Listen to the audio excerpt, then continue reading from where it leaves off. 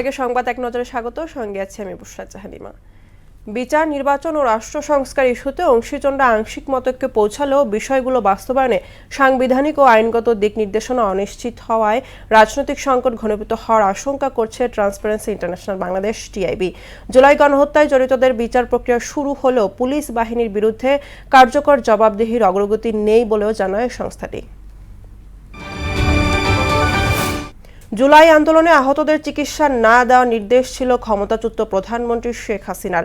মানবতাবিরোধী অপরাধে অভিযুক্ত শেখ হাসিনার বিরুদ্ধে দ্বিতীয় সাক্ষীর বয়ানে উঠে আসে এমন বক্তব্য। সকালে বিচারপতি গোলাম মুর্তুজা মজুমদারের নেতৃত্বে 3 সদস্যের ট্রাইব্যুনালে এই শুনানি হয়। এদিন আদালতে তৃতীয় সাক্ষীর সাক্ষ্য ও জেরা শেষ হয়েছে। সাক্ষ্য গ্রহণের পরবর্তী তারিখ 6 আগস্ট। 5 আগস্ট নিয়ে আতঙ্কের কারণ নেই, সরকার বরাবরের মতোই সতর্ক বলে জানিয়েছেন স্বরাষ্ট্র উপদেষ্টা জাহাঙ্গীর আলম চৌধুরী। গেল বছর আইন শৃঙ্খলা পরিস্থিতি কিছুটা ভালো হলেও কাঙ্ক্ষিত উন্নতি হয়নি বলেও জানান তিনি। সচিবালয়ে এক অনুষ্ঠান শেষে উপদেষ্টা বলেন, নির্বাচন নিয়ে প্রস্তুতি নিচ্ছে আইন শৃঙ্খলা বাহিনী। মেরুদণ্ডহীন নয়, বরং মেরুদণ্ড সোজা রেখেই প্রধান উপদেষ্টার টাইমলাইন সামনে রেখে নির্বাচন কমিশন কাজ করছে বলে জানালেন ইসি সচিব আক্তার আহমেদ।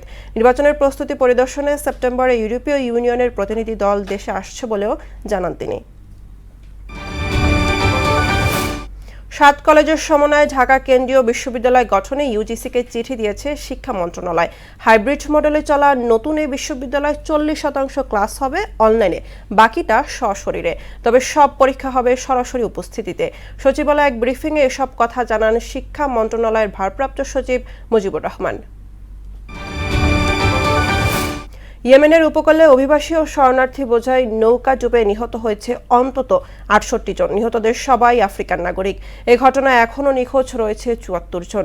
ইয়েমেনে জাতিসংঘের আন্তর্জাতিক অভিবাসন সংস্থা IOM এর তথ্য মতে রোববার নৌকাটি ইয়েমেনের আবিয়ান প্রদেশের উপকূলে ডুবে যায়। এতে প্রায় 154 জন যাত্রী ছিল। লন্ডনে 5 ম্যাচ সিরিজের শেষ টেস্টে ইংল্যান্ডকে 6 রানে হারিয়েছে ভারত। এতে অ্যান্ডারসন টেন্ডুলকার ট্রফি শেষ হলো 2-2 ব্যবধানে। ওভালের শেষ দিনে ইংল্যান্ডের দরকার ছিল 35 রান, ভারতের 4 উইকেট।